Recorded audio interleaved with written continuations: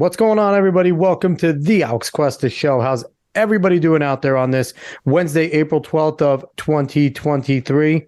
Before we get into anything fun, like, share, follow, subscribe, give us a 5-star rating on Spotify and iTunes. Spread this word of mouth. Go look for us on the socials. Just go search the Alex Cuesta Show. Now, everybody, I have awful news. Absolutely terrible news. David is back. I'm really sorry. It's actually unfortunate.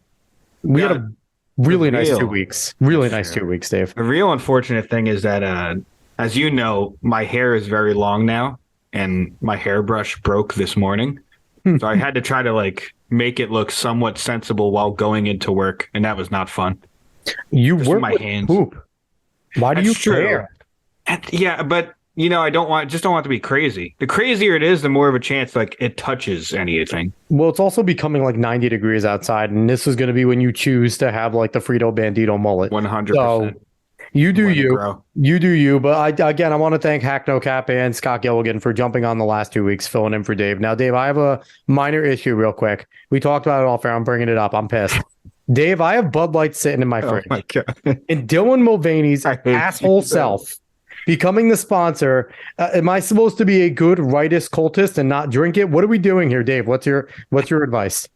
Just fucking drink the beer if you want, man. I mean, I wouldn't choose any light beer, honestly. I'm not a beer drinker, but still, I wouldn't choose any of that. I think it's from a party in the winter, and it's just been sitting in my beer fridge. It just needs to go somewhere. But have we skunked already? Whatever. It tastes better skunked. I'm not going to lie. Anyway, so before we jump into the show this week, last week's show when Scott was filling in, we had Sean McBrady on the show. He is the host of the Main Source and Truth podcast, all about bringing the crazy things to light with CRT, trans ideology that's going on in schools, specifically in Maine.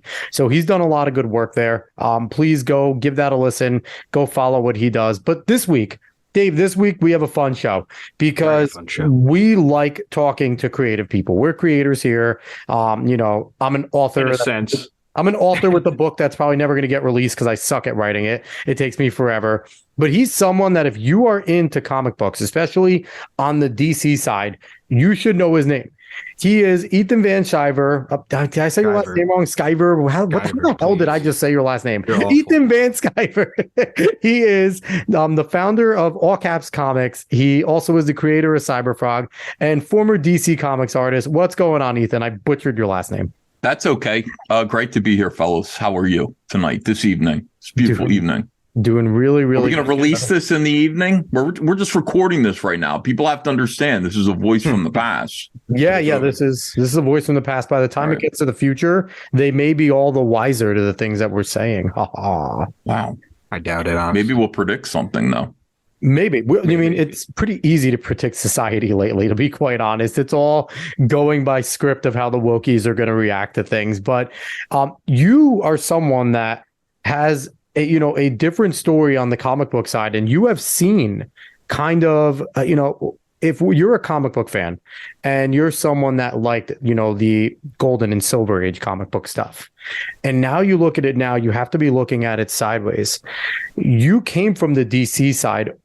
What is going on in comic book world right now? Coming from your end, from someone who was there.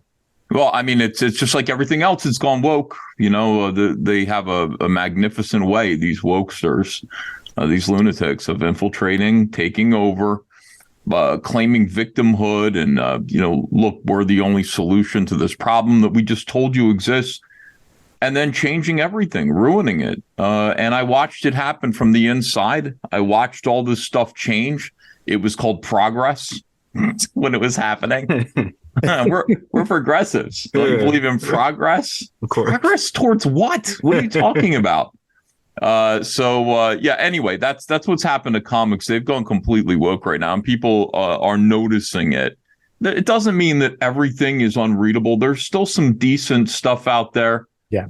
My thing with it though is that eventually, if you're reading Batman, you're reading Superman, you're reading Spider-Man, these books that should be for everyone, they just should be for their normal. When I say forever, I don't mean for everyone. They should be for their normal readership. Mm-hmm. Yeah, and you're gonna get a dollop of woke in there unexpectedly, which you probably weren't hoping for. And you're gonna say, I don't want to see that. I didn't want to see Lois Lane complain about pronouns. I didn't want to read that. But it's in there. Like stuff like that works its way in, and you just realize it's a way of the SJWs, the social justice warriors, who are in comics right now, just reminding you we're here. We have taken this hill. So were you around for the New 52 at DC? Were you still working at DC when they were doing the New 52? Yeah, I was at DC from 1998 to 2018. 20 years. Okay, so a nice span. The end of the 90s when comics were in trouble. Yep. To when Marvel sold Spider-Man to Sony and then got themselves out of debt by sort of becoming owned by a lot of different parent companies, specifically Disney. Mm-hmm. And DC, like a period of health and growth. I think the early 2000s were really, really good. And then right around 2010, 2011, 12. That's when the feminists, that's when you started to see these people arrive and just announce that everything that we'd done before that was working was unworkable, racist, sexist, homophobic, and it needed to be changed. But I was there. 2012, I think, was the New 52. Yeah, so I was there. All right. So if you look on your Twitter page, if you look on a few of the comic book artist Twitter page, you'll see #Comicsgate on a lot of people right now on Twitter. What is Comicsgate for people that don't know? So Comicsgate was basically it started out as the revolt of normal people, essentially, against what they were realizing was wokeness in comics. People started to wake up and say, I don't like this. The fans, some creative people, very few, because we like to keep our head down. Most of us like to make a living. We don't like to complain. We just get our scripts and draw. We get our assignments and write, whatever it is. Yep. And then also retailers. And really retailers are the ones who really scared the SJWs who had taken over comics, because there was a retailer summit with Marvel Comics, and they just said, look, I don't know what's going on. I've got people coming into the store. They'd seen the Marvel movies. They're looking for Captain America. They're looking for Thor. They're looking for Iron Man. They're looking for the Hulk. And like all of these characters have changed. Like the Hulk is like an Asian kid who loves being the Hulk now. It's stupid. The whole thing about the Hulk is it's like, I don't want to be the Hulk. It's a curse. It's terrifying. Yeah, I got to control myself. Well, this kid's like, awesome. I'm the Hulk, man. Awesome. Sweet. So that's the Hulk. Iron Man became a teenage black girl who basically stole Tony Stark's. Yeah, Ironheart was like his intern or something, I guess. Riri Williams, just like her teacher said, hey, I think you're great. And she said, tell me something that I can't do. Dare me to do. She was like, all right, I guess you'll never be Tony Stark. And she went. And she jacked Tony Stark's technology and, all this stuff and became super genius, black teenage girl who was now masquerading as Iron Man. Awful, just awful stuff. Everything was terrible. Thor became a woman, and Thor is his name, but it's literal name. It's not a title. It's not like you can put on the costume and say, I am Bond. It's not 007. You're not 007. Thor is, it's like, hey, I'm wearing Ethan's shirt, so now I guess I'm Ethan. No, you're you wearing my shirt. So this woman was called Thor. It was really stupid. And retailers started complaining. They were complaining to Marvel's marketing department saying, we can't sell this. And the way the comic book industry works is we, the readers, are not the customers. You guys are not the customers. The retailers are Marvel's customers. Yeah. They get in between, you and them. Marvel's only selling to the retailers. The retailers have to sell to you to make a profit. So they're like, we can't sell this stuff. We can't explain what it. And the Marvel's marketing department looked at these poor retailers whose sales were down and just kind of said, we hear what you're saying. We want to let you know, like, we're listening, and what we're hearing you say is that you hate women. But we don't here in Marvel. We see a progressive, bold future of diversity, equity, and inclusion, and we're going to carry forward with it. Funny thing is, Ethan, and I want to let people know that the whole entire female Thor was a part of Marvel canon. And the funny thing is, and this is what the SJWs and feminists don't want to hear about this part, though. The reason why there was a female Thor ever in Marvel Comics, and this was a little bit ago, it was a punishment. Odin turned him into a woman because he wasn't doing his job as the god of thunder. He was playing around in Midgard too much. He wasn't up in Asgard doing his job as his son, and it was a punishment.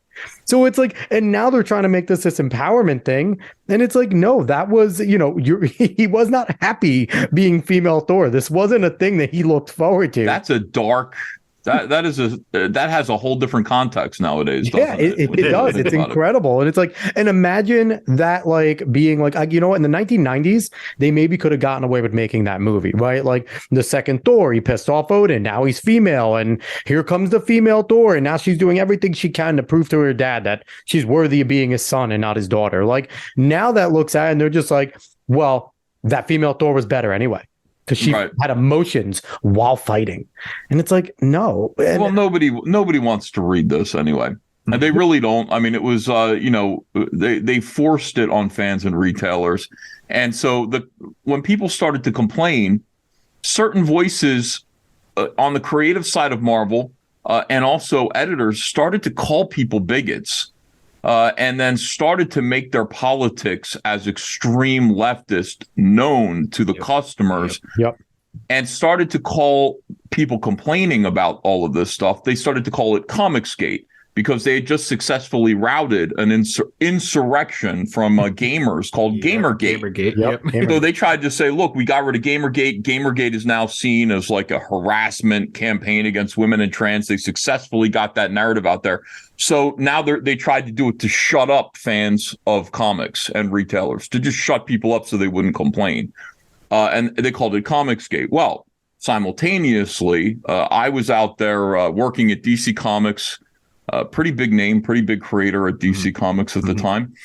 And I voted for Trump. Everybody knew I was a Republican, but when I voted for Trump and wore a MAGA hat on Twitter, that drove everybody crazy. And then I went to the inauguration and I live streamed myself at the Trump inauguration. You were asking for it. I didn't realize it. I didn't realize I was asking for it. I was just like, no, fair's fair. I'm a Republican. I won. The crazy thing is, Ethan, we just went through 8 years of the left treating Obama as a god. And it's like, nobody remembers this. Like, everyone seems to put that in memory hole, that you had people in his crowd treating him like Michael Jackson, fainting for him, crying, being nuts at his rallies. Like, don't get me wrong, Trump has incredible rallies, but they were nothing like Obama. Obama was going to turn back the seas. I mean, let's not forget, Obama was going to turn back the tide and fix global warming. And it was crazy. And people forget that. So it's like, and you coming in there in 2012, you just experienced 8 years of them treating this dude like the Messiah. He really didn't do much of anything besides create the divide. Everyone loves to give Trump credit for the divide. The divide really started under Barack Obama. Well, 100% true. 100%. You had to be there at the time, within comics, the people that I was talking to, everybody's very political of the left, and they feel free to just say, and they would say, you're never going to win again. Republicans are never going to win again. Demographics are destiny. Latinos are coming into they would say all this stuff. They would talk with all these racist terms, white people are disappearing and shrinking and becoming, the minority in this country. They can't escape their history. Just ridiculous. And I'd be like, what are you talking about? So, by the way, it turns out the Latinos that were coming in were Cubans and they're all Republicans. They don't like communism. They don't like wokeism at all. Whoops, that's embarrassing. But anyway, so when Trump won, it broke their brains because, again, they truly believed all of this stuff about demographics or destiny. Republicans will never win an election again. And we did. And we won with a guy that they demonized, that they really were pretending to be afraid of.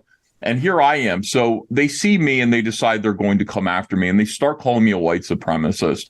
And they're really giving us a hard time. I remember seeing the white supremacist stuff. Racist. He's a bigot. He's a racist.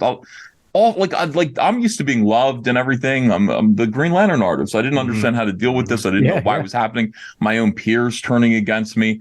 They yelled at me. They said I was responsible for the death of my queer comrades in comics by voting for Trump. All these gay people were going to die, and it's my fault.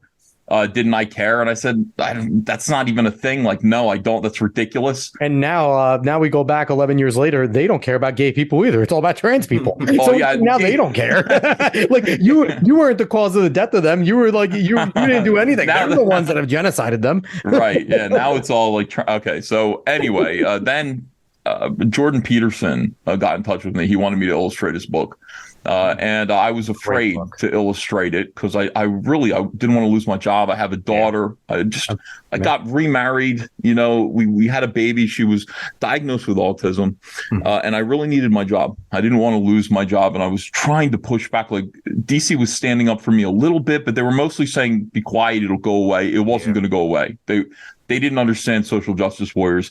They wanted my scalp, so they weren't going to stop. And I told Jordan Peterson, I said, I'm afraid to illustrate your book. I'm scared, and he just I can't blame you at all. Yeah, I knew that would be because he was being touted as somebody who hated trans people and all this stuff. And he just didn't want to use their pronouns, made up words. So he said to me, "Oh, Ethan," he said, "you can't let these mobbers back you into a corner." And I still think about him saying that all the time. Like that to me is a rallying cry, like never let them push you into a corner. And I said, "You're right. I'm going to do it." I got DC's approval. They had to read it and they said, "We can't stop you. Go ahead." And I did it. I illustrated his book. And as soon as people saw that my name was on his book in 2017, that was it. They came in, they started writing articles denouncing me and all these press. And the wild part is about 12 Rules for Life. It is a self-help book. Like that's what people don't realize. And I've read both of them. I read 12 Rules for Life. I read Beyond Order. I think Jordan Peterson, he's a little bit topsy-turvy now, but he's still fantastic. Like his opinions are still great. And his self-help book, like it is and I'm not a person who reads self-help books. They're books that everybody should read. And your artwork was great in 12 Rules for Life. Oh, thanks. Yeah, I lightened it up. It was really fun because Jordan Peterson is just like, this very solemn, serious, like appreciator of, the art and music and opera and the class. So what he wanted to do is he just wanted to illustrate each chapter with a work of art, just put a specific work of art there. And his publisher just kind of said, we can't do that. There could be copyright issues, with this. So you can't. So he came to me about it. And I just said, that's so solemn and so heavy and like a little pretentious. So I said, maybe what we do instead is I read this. He gave me the script. I read it, a manuscript. And I just said, he strike me as this book has a fatherly tone to it. Yeah. I said, how many kids do you have? And he's like, I got 2 kids. I got a boy and a girl. I said, okay. This strikes me as you talking to them. So why don't you give me pictures of them when they were 8-ish, 9, 10, whatever, when they were kids willing to take your instruction. And I'm going to draw them into it, observing the works of art. I will have to recreate the works of art, but I will show as though there's this incredible art museum that is your soul, and they're going to be taking a tour to see all the magical works of art. I will draw your kids as like kind of cartoon characters. And I think it added some levity to the book. He really liked it. It really fit in perfectly. I'm not going to lie. Like, and anyone that hasn't read 12 Rules for Life, or even if you don't have any intention to reading it, go to your Barnes and Noble and thumb through it because the pictures are worth it. Like they add something. It felt in place. Like it's, sometimes certain things feel out of place. It didn't feel out of place. And then when you read it, it gave it a cool vibe. It definitely give it a different vibe than what you would be expecting out of a book of that nature. I think he was talking happy about the with hierarchy it. of lobsters. Yeah. Like I think he was very happy with it. He said like it did the right thing for the book, and he wanted me to come back for the sequel, but I'm busy with this guy now, so I can't really. We're going to talk about that guy soon. So anyway, I got canceled. Okay. And they called me Comicsgate.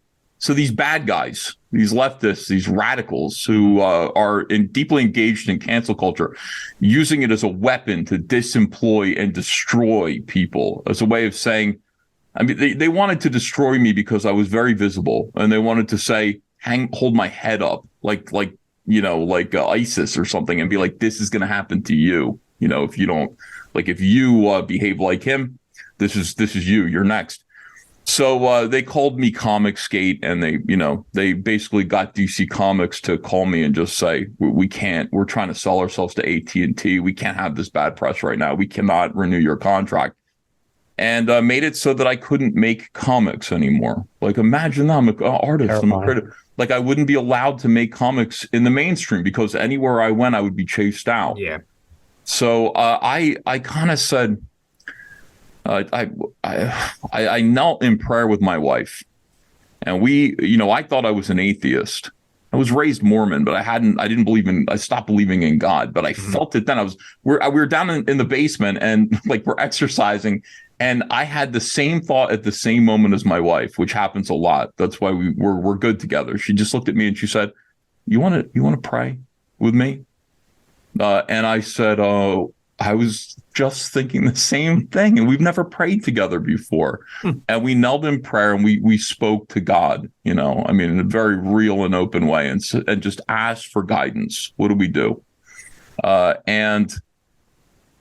Just like humble yourself and say, I know you're there. I've been a bad servant. It's like I haven't been attuned to you. I haven't come to you like this, but like, what do we do? What do we do now? Like, we're listening. And I knew what it was to do. I just knew the next day. And I just announced, hi, I'm Ethan Van Sciver, and I am Comicsgate. It's like, I am Comicsgate. And basically took on that title that was used to slime, you're a part of this hateful thing, this conflict that you hate trans. No, that's not what it is. It's a gateway, another gateway to comics. Okay, that's what the word means now. And, it means we're going to make comics outside of the mainstream. And I'm going to show you how. Me and my friends. My wife researched crowdfunding, which is something we didn't understand. But we realized that through the internet, through YouTube, you watch my YouTube show, you get to know me, you find out I'm not such a bad, listen, I've got a silly sense of humor, but I'm not a bad guy. I'm not what they're saying. You watch my YouTube channels, I'll talk to you about what's going on in comics. I'll teach you a few things, and then I can advertise my comic book on Indiegogo. My wife found out that Indiegogo was better than Kickstarter. Kickstarter had actually blacklisted some conservatives. Yep.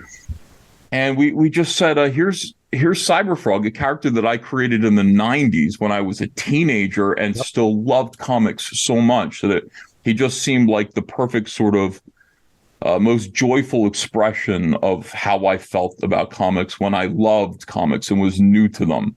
And I thought I could bring him back in a new context and tell new, more adult stories about this character. And the crowdfunding campaign, for which we were asking $8,000. I don't know what we were thinking. Like, we would have died if we had made $8,000. It ended up making $538,000 in its first campaign, and then went on to raise in an extended period of time, our first issue of CyberFrog, $1.2 million. That's awesome, man. Now, if that isn't verification of what your life's work is, was there anything else like right there, like, you obviously knew you were good at what you did, right? You survived in one of the top 2 companies better than these for people. 20 years, right? Better. So you were really good. And and now you sit there and you're on your own, probably terrified, like, and all of a sudden, boom, confirmation that you're one of the best comic book artists on the planet. Yeah. Like, and I feel like it's confirmation of that, plus also confirmation that you weren't just a random outcast and you were just thinking about this all wrong. Like, you basically pushed yourself out. No, like, people did not want what was happening in comics, obviously. Like, so it was confirmation that not only are you very good at what you do, but that people resonated with what you were feeling, with the fact of the matter that, listen, what they're doing to the characters that we love are things that we don't want to happen. Yeah, like there was the energy around what we were doing was beginning to grow. And there are other voices that were in what was now being called Comicsgate in a positive way, who were talking about it. Other people were celebrities, Hollywood celebrities were finding us. Oh, I used to love comics. Something weird is going on. And I found your YouTube channel. Yeah. And it explains exactly how I feel. We were gathering a lot of momentum. And not only that, I knew a lot of my peers who were also being blacklisted, pushed out, who were conservatives, Christians, Republicans, and just liberals, regular run-of-the-mill liberals who, like, used to be people. Like, normal people who'd be like, I don't know, I think the sky's falling, and I'd be like, I don't think it is, but I understand. And like, which is like interesting because they actually bring an element to comics that's needed, right? Because like you want both sides, you want the both sane sides of the coin, because now you can write comics in a realistic manner. Like you'll write it with that each character will certainly have and take on that life, and that's okay because you of course those. See, this is the problem. There. It's not liberalism or leftism that's the problem. It's that shouldn't be shut out of comics necessarily. The problem is that this new breed of progressivism will not coexist with any other viewpoints. It's Maoist Marxism, 100%. They will, they shut you out. They destroy you.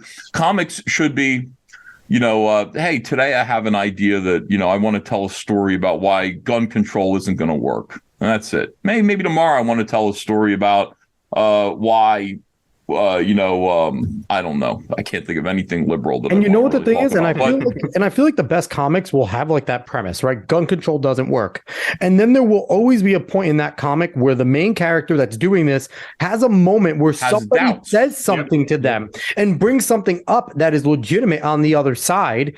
And then it really leaves the reader going, I still agree with the protagonist. Right. That was a really good point. See, that's a story. That is propaganda. I love that. The problem is comics have become propaganda. Exactly. It's no longer about a story where, we used to have really responsible storytellers like Annie Nocenti and they would come in and it was clear that they had a point of view, a political point of view, but then they'd also slide in, the conservative point of view in a respectable way that would make me kind of, if I'm reading it and I'm against the liberal point of view, I'd be like, yeah, that's right.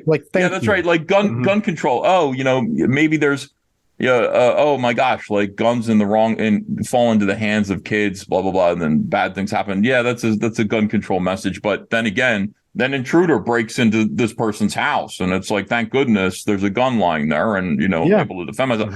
Like that kind of thing is, or like the subtle thing, they're like the politician railing against it and then walking by and their security has guns. And the protagonist is like, why? But wait, I thought, they would do things like that. So before we keep going, I want you to talk about your newest venture, which encompasses CyberFrog, but all caps comics. What can people expect from there? What do you guys have cooking up? Obviously, CyberFrog is there. What else is going on over there? Nice. That dope hat. I love that hat. Yeah, we're making all kinds of cool merch and stuff where it's great. It's fantastic. We all caps comics. Like it's called all caps because my YouTube channel is comic, artist, pro secrets. So all caps. It also just seems like, hey, we're talking loudly. We're pitching. We want you to hear us. So that's why it's called All Caps Comics.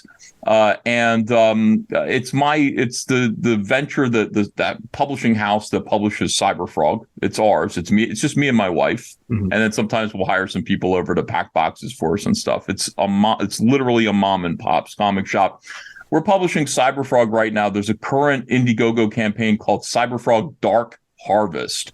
And on that campaign, you can get CyberFrog 1, 2, and you can get this new book, Dark Harvest, as well. Pre-order these books. It's crowdfunding. We're not Disney. We don't have a parent company like Warner Brothers. That would ordinarily exclude people from being able to make comic books at all. Where's our money coming from? Like, how can we? Well, we don't have to do that because we can crowdfund and we can go straight to the fans and say, we'd like to make this comic book. And if you'll pre-order it, we can get all the money together and we can make the comic book. And that way we know we're not going to take a loss. We know how many to make and all this stuff. It's a really, really good system. So go to Indiegogo, CyberFrog Dark Harvest. We've also got a book called Rainbow the Brute that I'm working on, which is, I don't know if it's going to be a franchise in and of itself, but I got this idea since I felt like feminists were going in and polluting boys' toy properties, perverting them and making them very strange, like, just weird. Making fun of them almost. Like it seems like these kind of feminist Marxists they have a real problem with G.I. Joe. They have a real problem with Thundercats and He-Man, and they want to destroy them. They want to mock what it means to be masculine. Well, okay. I'm going to go in, I'm going to take all their girls' toy properties from the 1980s, and I'm going to spin them through a high testosterone filter, That's incredible. and then let's see what happens. And I promise you, my version is going to be hot, dude. It's going to be awesome. So Rainbow the Brute. I'm excited for that. Care Bears are going to be in it. My Little Pony, we call them My Girthy Stallion, these big, aggressive, high-T horses. Girthy boys. Yeah. Big, muscular horses that, like, some of them are in the Marine Corps, like the Headless Horseman's horses in there. His name's Ghost Gallop. Rainbow the Brute's horse is named Nay Palm. I mean, they're just total, like, tattooed and badass.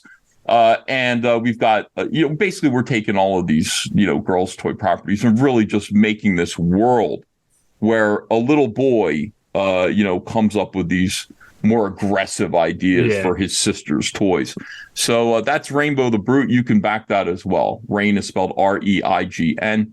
And it's on Indiegogo. So we plan on continuing to do this. As you can see behind me on the wall here, I've already got the CyberFrog action figures underway. I love it. Cool. And we had this idea to be able to take to crowdfund and actually make toys that were as good as Hasbro's. I mean, I don't want to just make cheap, chintzy toys. I want to make the best toys that you can possibly do. So we've got CyberFrog action figures, CyberFrog PVC toys. We're making great T-shirts. So give us a quick CyberFrog premise too for people listening, because people want to know what CyberFrog's about. In 1996, there's a planet called Perdani, and Perdani is the only planet in the universe who has survived this attack by this invasive species called the Vespis that look like gigantic alien hornets. Okay. And these hornets are very successful. They go from world to world, colonize, destroy, take over. And they're going to be very successful. They're heading to Earth. And Perdani decided that they're going to send an agent from their world with the ability to turn back that invasion. Because once they land on Earth, they're going to be unstoppable. The atmosphere, the oxygen, it's going to make these creatures have their, be able to regroup. So they send CyberFrog and they send Salamandroid to planet Earth, connected to their mother ship, who represents kind of the internet, who, speaks to them and everything like that. CyberFrog goes to Earth and he finds that the humans don't like him very much. They don't trust him. They don't like the way he looks. But he's still there to fight the Vespis, which arrive in 1998, right during Bill Clinton's apology speech to America, August 16th, 1998. He's apologizing for lying. The Vespis arrive, shut down his speech, and destroy the Earth. They have a unique ability to hypnotize people so that they don't want to fight back, and they just lie down. The military doesn't do anything. Wow. Humanity just crumbles. CyberFrog tries to push back, but they've already anticipated his mothership. They take her out. This all happens in the first issue. And then they quickly just get rid of him. They kill him. Okay. And he ends up kind of going into a sleep, a deep sleep for 20 years. He wakes up in 2018 in Philadelphia in the Schuylkill River, pops his head up and sees that Philadelphia has been completely taken over by the Vespis. And the world just doesn't look like it used to look. He finds his friends, what's left of humanity. They're hiding in the woods. And now he's got to regroup, and he's still got it in him. They told him, you have everything you need within you to turn back this Vespis plague. You can do it. So that's where we are now. That is the current book, which just is being shipped today. CyberFrog 2, Wrecked Planet. Awesome. As you can see. It's getting great reviews. What can I say? Look at that beautiful. I love it. FAW say they want to see themselves in comics, so I put a mirror here. There you go. All right. So the important question for me is, what are CyberFrog's pronouns?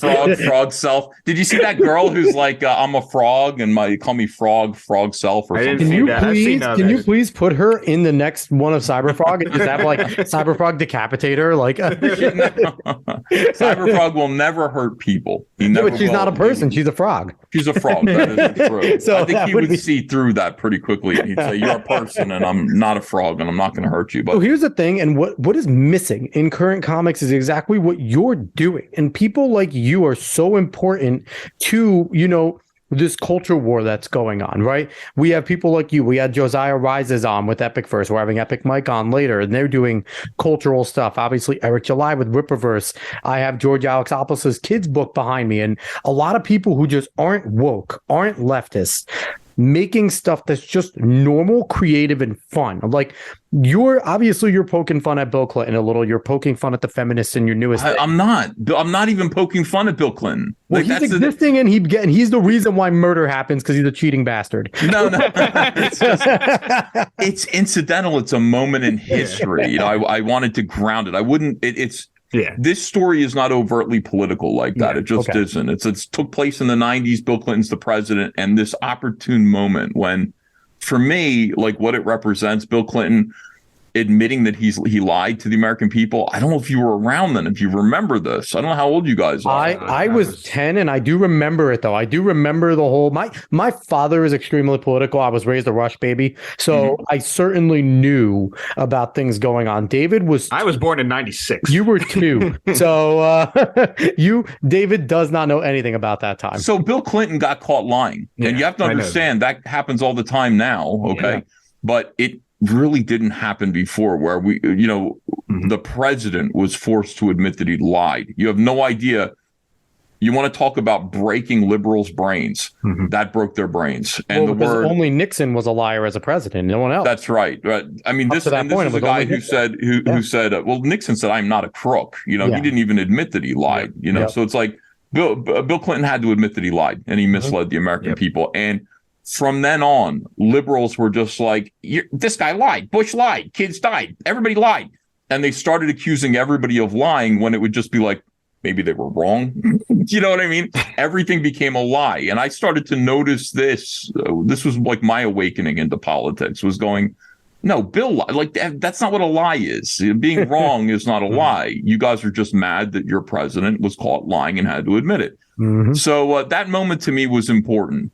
And that moment to me was kind of a political awakening as to the nature of leftists, who are very much like a swarm of angry alien hornets, which is basically what the book is about. So all I got out of that is it's Bill Clinton's fault. Like stuff like that may have happened before in history, but I didn't know it. I wasn't aware of it. I really saw it clearly then with 2020 vision. I saw like what was going on, and I saw the dishonesty of how people react to their favorite politician, their favorite world leader, like getting caught. Like I thought it was so weird and so unfair. No, he lied. It's okay. He lied. We're human. But it really did break them for the next 10 years. Everything that they said was, Bush lied. Bush lied. It's so funny. He lied about having sex in the Oval Office, which was like celebrated when JFK did it. So he didn't even have to lie about it. Like, honestly, the dude did not have to lie about it. So I want to jump on to the next thing, because right now you're in the comic book space and you're doing some real good creative stuff. But Dave and I both also are anime manga fans. Big time. And I don't think it's a secret right now. Manga and anime as mediums are kicking the shit out of the comic book space, out of even the comic book, the movie space. Like, Hollywood movies are big, but the release of Demon Slayer on movies, the Dragon Ball Super movies, have all been like massive successes. What do you think is the reason why kids like me, David, like my generation, is now looking at it and like, I can go read something from DC, Marvel, Dark Horse, whatever, but instead I'm going to go pick up, the most recent volume of Demon Slayer, Alice in Borderlands, like so many other different manga? I don't know, because I'm not of your generation. What I know is that when I was a kid, I was introduced to the Super Friends through on Saturday morning cartoons, the Superman movie. I was introduced to the first Star Wars trilogy. I was introduced to And I found comic books that way, Spider-Man and His Amazing Friends. And so these American heroes were imprinted on me in a way that manga never was. So I didn't see manga. I didn't see anime. There was some Robotech, I think, when I was a teenager. Probably Voltron, Voltron, Akira, and stuff like that, Gundam, yep. And I loved it. I thought that stuff was great, but it just didn't have the impact on me that Superman did and that the X-Men did. Yep. So that was my generation. And I think something happened where we lost you guys. I don't know how it happened. I have some guesses. I could point the finger of scorn and blame on all kinds of people, but like the Western comic book industry failed your generation somehow and lost you along the way to Japan. Yep. Yeah. And I think we've talked about this before, Alex, but I think the biggest issue is actually something that you're kind of basically trying to solve in a way with Western comics, is that manga itself is just a dog-eat-dog world out there. It's just a marketplace where, you know what, you have an idea and you're able to push it. They'll take a chance on you. They'll see if it works. And if it doesn't, it doesn't. If it sells, it sells. That's how it works there. It just seems that way with something like Chainsaw Man. You know, it's like, that's crazy. It's so good. It's crazy. And it's, exactly. But it's so interesting. It's so original, and it worked, It's so... I like that. I got to admit, I respect what the Asian market is doing, but we gotta Americans invented comic books. Exactly. It's like, that's the thing. This is our art form. We have to do something to compete. Yeah, certainly. And here's one of my observations that I think a lot from my generation will do too is, the difference between comics and manga big time is how many different versions of Batman are there? How many different versions of Superman, Green Lantern, Spider-Man, all of our favorite. It depends on the new storyteller of that time. And now people can argue, well, this Superman was stronger than it. Where in manga, the mangaka, the creator, the illustrator, that is their property. I know, I'm a Dragon Ball fan. I know that Akira Toriyama is Dragon Ball. Right now he has someone else illustrating with him because he's old, but that Dragon Ball is his property. And, things can't be said the same. Like the story is told from one person. It's very easy to follow these stories. It moves from arc to arc to arc. And when the story's done, for the most part, it's done. No one else picks it back up. And there is kind of, I think, where a lot of my generation, which is a much more to like move on from this to that, to this to that pretty quickly generation. Once the story's done, we can be fulfilled. We get nostalgic about that. But then we move on to the next thing, where American comics have been doing the whole entire shift. And now we're seeing also the shift, not necessarily being different versions of the character that we loved. Like every Batman, even if they were different, still was a similar style Batman. They were still vengeant.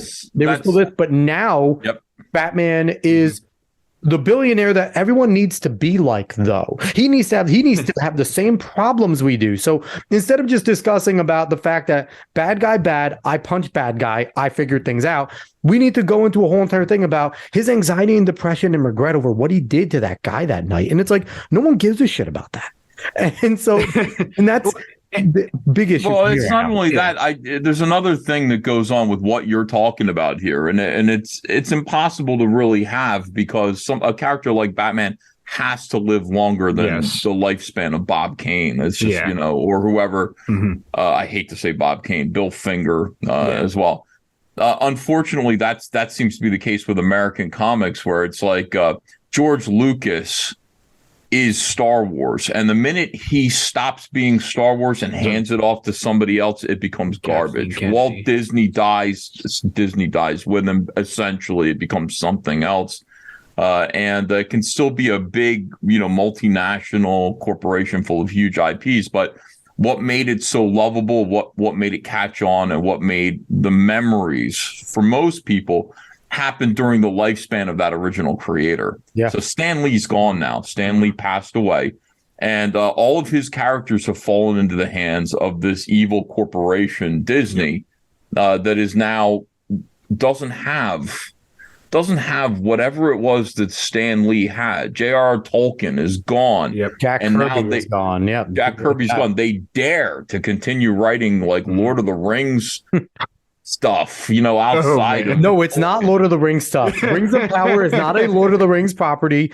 Fuck those people sideways, okay? You understand that's the problem, though. That right there is the problem. Like Game of Thrones, HBO dared to complete the story. You know what I mean? Without George R.R. Martin, he's sitting there like, he's a fat, depressed guy. I get it. He's like, oh, I'm working on it. Okay. And people are like, why aren't you getting the book? And it took him so long to create the original books. That's what they're like trying to rush him. Like it took him years to write. Let him finish the fucking relax. Let him do the book on his own pace. It's going to be great. It's going to live forever. It's going to last forever.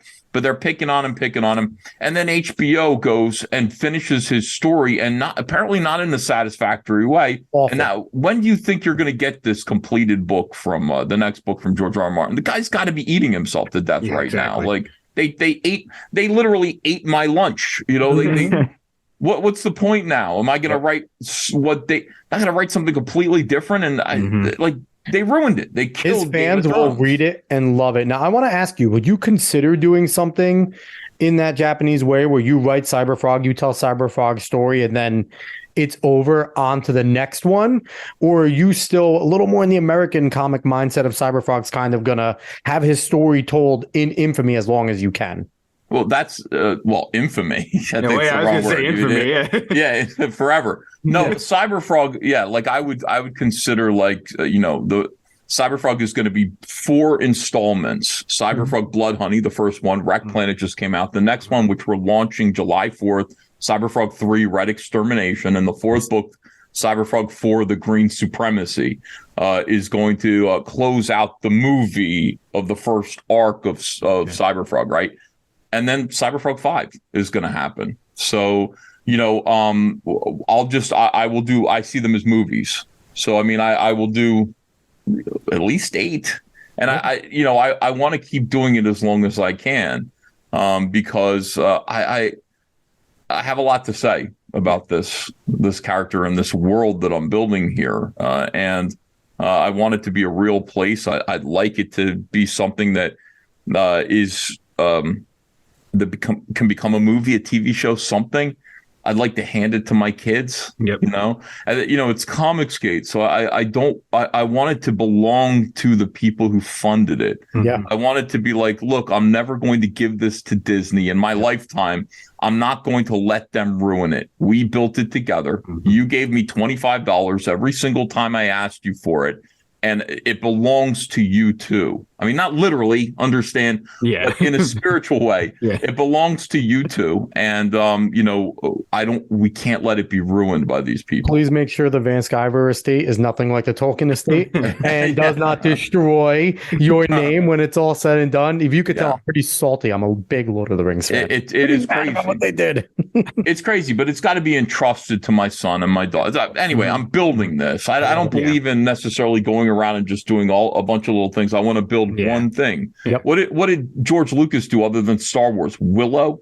I mean, he helped with Indiana Jones, but I think that's mostly Spielberg at this point. Mm-hmm. Star Wars is what matters, and he should have just devoted his life to Star Wars, and that would have been enough. And I think he did for the most part, right? I mean, for the most part, it was all Star Wars. For me, CyberFrog, the rest of my life. Yeah, which is great. And the thing is, we talked a lot about basically what are the pros and cons of the Western style of comics and the Eastern style of manga, where manga finishes the character while the Western style, they continue the character. And the thing is that it's not, there's a slight con there because some arcs and some runs cannot go as well as others, but there's usually a difference that still captures what the hero or the person is. It still captures their style. It just gives them a different story.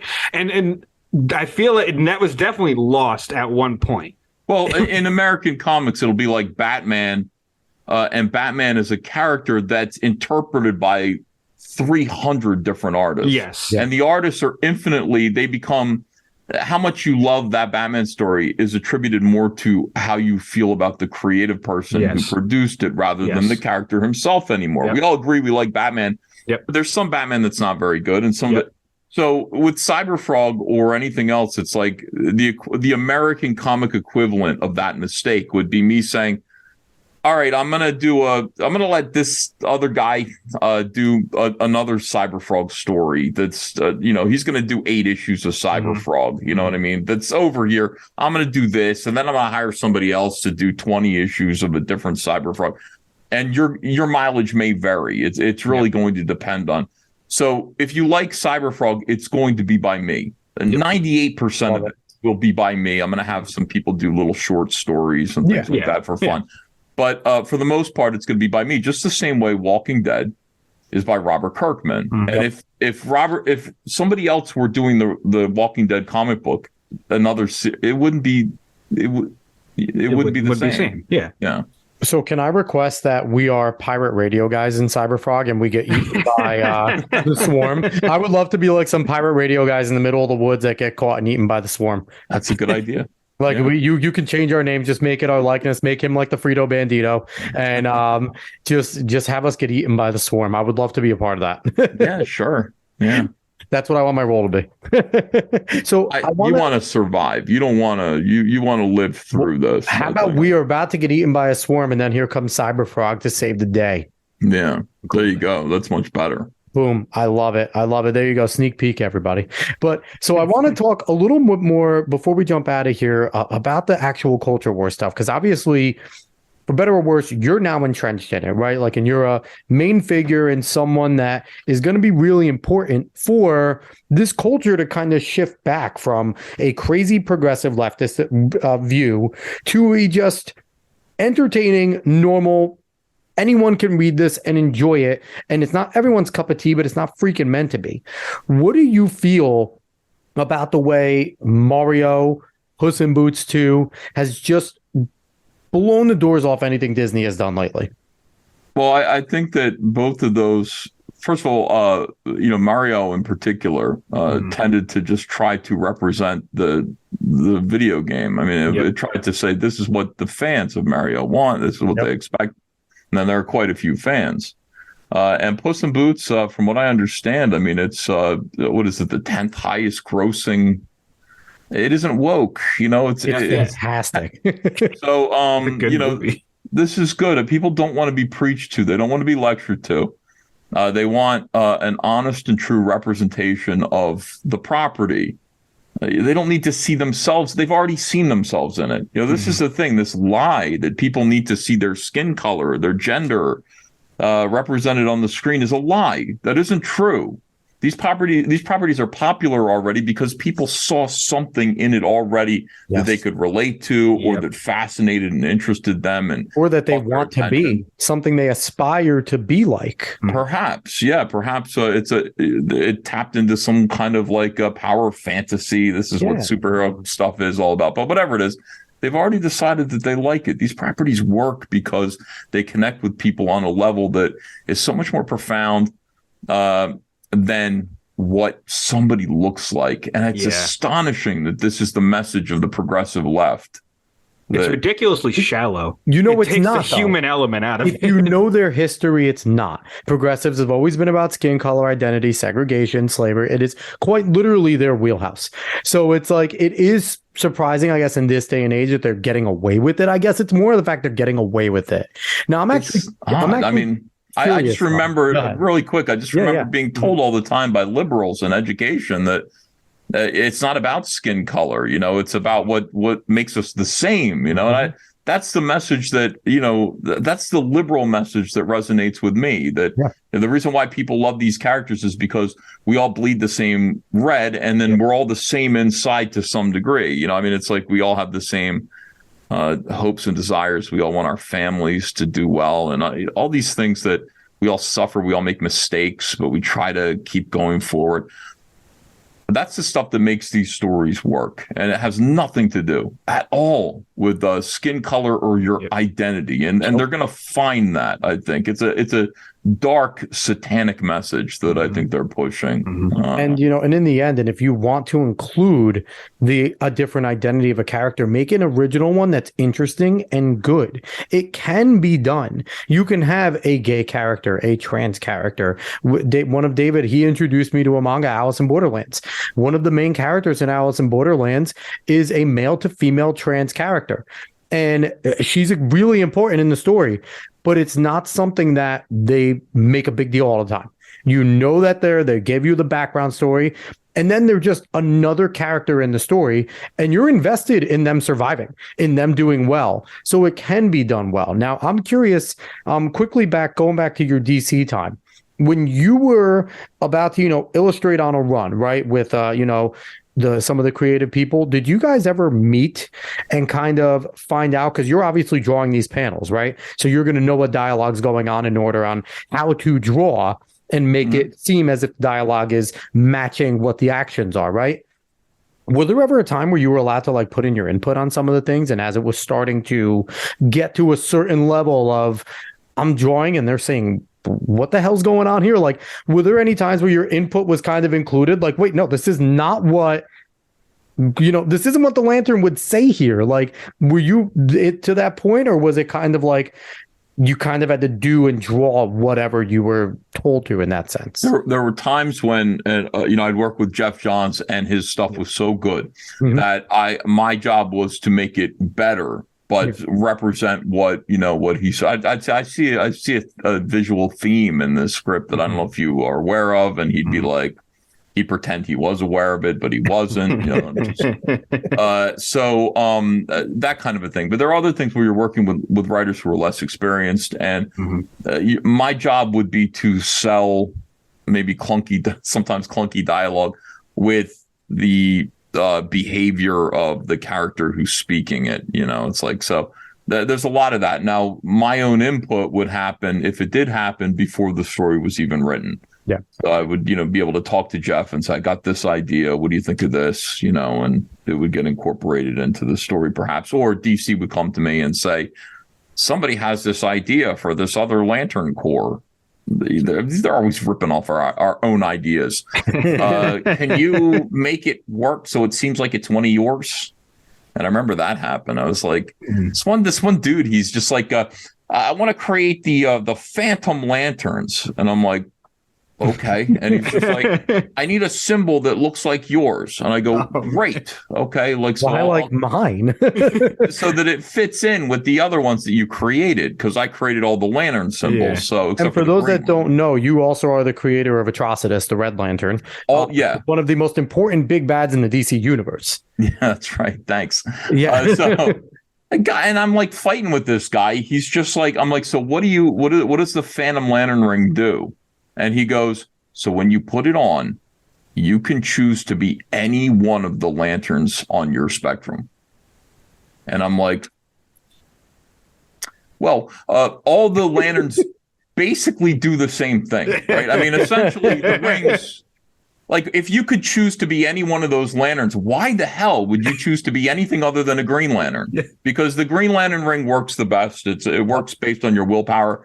Everything else requires you to be a little mentally ill in order for the ring to work. They're all powered. They create constructs. The constructs are different colors. You get to wear a different looking uniform. But essentially, the rings all make constructs. They make solid light objects that you imagine. The problem is, the Red Lantern ring, you have to be insane with anger and rage to make it work. It's like the Orange Lantern ring, you have to be filled with avarice and greed, compassion. You have to just give away everything you own in order to make the ring work. It just seems like you'd want to be a Green Lantern all the time. He was going for omnipotence without understanding what they all represented. Right. I'm just like, why? And he got so mad at me. And by the way, he ended up being one of the guys who wrote to cancel me. I'm like, I was just like one of the guys who was joined up, I don't want to work with Ethan. I'm like, that's not what anyway, DC would come, Lantern. And I feel like the editors called me in that scenario to sit on the phone with them and him and discuss Phantom Lanterns, and because they didn't want to tell him his idea was stupid and they wanted me to do it for them, and ended up being kind of awkward. I'm just like, let's come up with some other thing. No, he can be anyone that he wants to be. All right. So you and I didn't have to draw the book, so I was. That's good. You were good there. So right now, again, you're entrenched in this culture war space. I think what you're doing is really important. I think the fact that you took the leap of faith have all caps, doing CyberFrog, doing Rainbow Brute, like having original ideas is really important to kind of bringing things back to sanity. How else do you see, what else can people do to contribute to, outside of purchasing your product as well? And everyone should go support Ethan. What else can people do in order to help win this battle in the visual art space? Well, I mean, again, we have to make stuff and it has to be good. I mean, that's the thing. We have to tell stories. We have to make movies. We have to make television. Comic books are easiest. Don't think anybody can do this. We've seen some pretty rotten comic books come out of the indie space. I sure as hell can't draw, so yeah, it isn't for everyone. But like, if you can do it, it's the cheapest, and you should. The important thing is to get stories out there that are not woke, that people will possibly like, and maybe try. Maybe the next Stan Lee is out there. Maybe the next who's the person who writes and draws Dog Man, and these books in the YA novel sphere that are so Raina Telgemeier, culturally profound. The next J.K. Rowling could be out there somewhere, and we want to find these people and encourage them to actually make art and do something that could change the culture, because otherwise. All of our big cultural touchstones are currently captured and owned by these big woke corporations that are acting on behalf of, DEI, ESG. I say DIE. Die. I know DIE. It kills everything. Die. Diversity, inclusion, equity. Diversity, equity, inclusion. I'm sure they meant to say the other way around. It says die. Wait. Yeah. But this is the thing. So we can't let ourselves be slaves to BlackRock and to all Vanguard and all that. Yep. Yeah. We have to be independent, and that's why I say CyberFrog. It belongs to the people. It is, just like hopefully other people who are in this space who are creating things. Do not sell out. Do not sell your IPs to these companies. Do not let them pervert them. Do not let them, use your ideas to promote critical race theory or any of these garbage, poisonous concepts. Yep. I need people to support us. I need people to support us. I need you to consider, if you're somebody out there who's watching this and you're like, how can I help? I need you to consider not going to go see the new Disney movie. Don't go see Little Mermaid, except she's black this time. Don't do it. Don't give them your, $15 a ticket plus popcorn plus soda. Say probably more. I don't even know what it costs. Haven't been. I think like a family of four, it's got to be like $150, almost $200 to go see a movie right now. Holy cow. Take that money instead and invest it. Go to comicsgate.org, find any one of these creators that's listed there, cgnow.net, another site, and please give it to some of these creators instead, and encourage people, make it possible for people to make comics that are not woke. Okay. And that's what I would say. That's what everybody can do at home. People who are not everybody's an artist, not everybody's creative. Support creative people that way. Go back CyberFrog Dark Harvest on Indiegogo. Yes. I promise you it's good. You're going to really enjoy it. It's okay for your kids. The Vespis, they change human beings' blood into honey to feed their young. So there's a little bit of Indiana Jones level gore in there. Yeah. But it's there's no bad language. There's no sex. It's okay. It's good. There's actually moments of prayer in the book, which I think are helpful right now. So I just I hope that's what people do. And just support people who are trying in this indie space, which is called the Iron Age by some right now. Yep. To make their own stuff.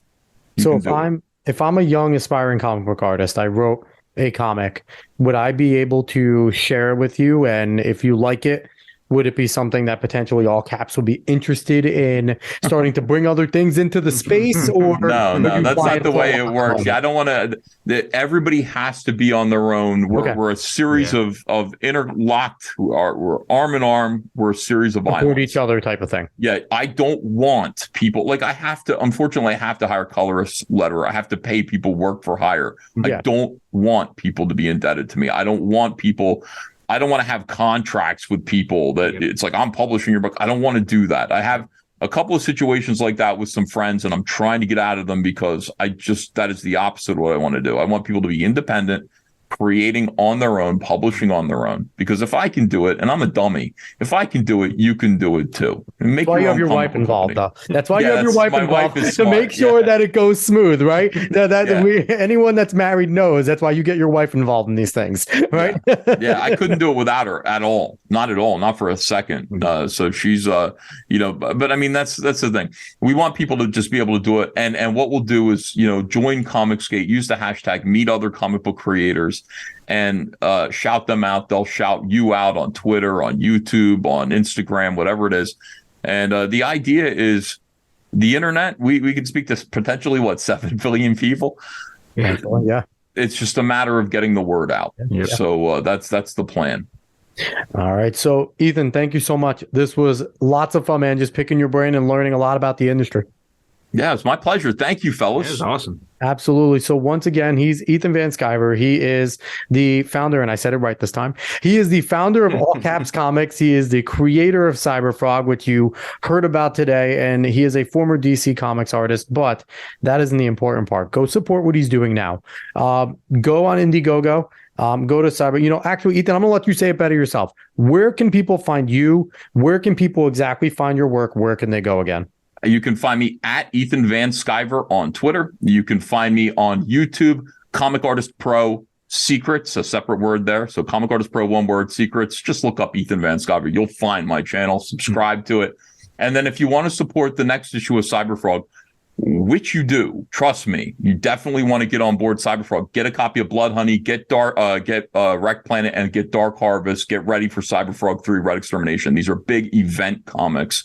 Go to Indiegogo and look up CyberFrog Dark Harvest, and you'll find the campaign with everything on it. You can click, and find out all my other campaigns. Rainbow the Brute, you'll be able to find, and you can even I'm get a hat. excited for Rainbow the Brute. I'm really happy to hear about that. I'm actually, CyberFrog is awesome. Rainbow the Brute sounds amazing. He's a big Irish drunk. Rainbow the Brute. Even better. Yeah. Picture Popeye with an Irish accent and a sword called Grassblade. Little action figure come to life. He's a lot of fun. And I think people are really going to enjoy that. We can do anything here. That's what's great about it. There's nobody to tell us no. Creative imaginations are running rampant, and that's just how we like it in Comicsgate. Awesome. And we fully support what you're doing there. We love what you're doing with All Caps, and we will always shout you guys out. However, however much that you need. Dave, before we jump out of here, anything you want to say? Best time to be a creator. If you have an idea, go for it. Worst that could happen is it fails. And of course, like Ethan said, if you want to see people be able to be creative, go and support as much as you can. Yeah, anything, even word of mouth. If you can't buy one of their comics right now, if you cannot do that, if you cannot financially do that, and you just happen to hear Ethan talking on the show, go tell someone else that might be a fan. Like, hey, I heard this guy, stuff sounds cool. I heard the premise. Go see if you like it. That helps. Just to get people intrigued helps. So please go do everything you can. Once again, it's the Alex Cuesta Show here. Thanks for listening. Like, share, follow, subscribe, give us a 5-star rating. Spotify and iTunes, like I just said, spread us word of mouth. The biggest way podcasts grow is by you guys, the listeners, telling people, hey, some psycho-ass conservatives are coming on the show talking stuff. Go listen to them. They're cool. And go find us on the socials, the Alex Cuesta Show. We will be back again next week. Everybody, maybe David won't be here again and we can have a good show. All right, everyone. Talk to you guys later. Bye.